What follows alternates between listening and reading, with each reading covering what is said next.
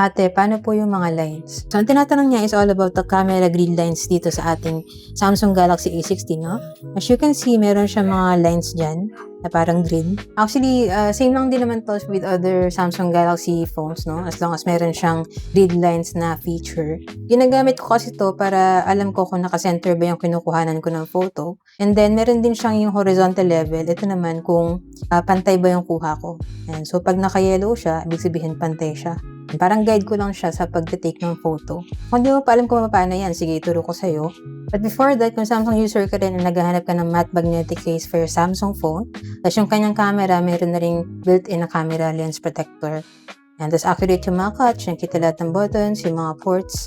Meron din siyang ibang available na colors. Itong sa akin is color black. Check nyo na lang po dyan sa Yellow Basket, dyan ko nabili yung sa akin.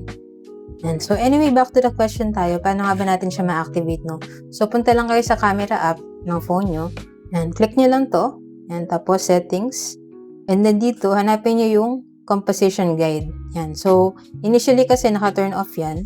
Yan, kung gusto nyo, meron din kayong grid lines and yung horizontal level, no? I-turn on mo lang to, and then piliin mo tong grid lines and level. Ngayon, pag naka-turn on na yan, ayan, dito sa inyong camera, makikita nyo na yung kanyang grid lines and then yung horizontal level sa gitna.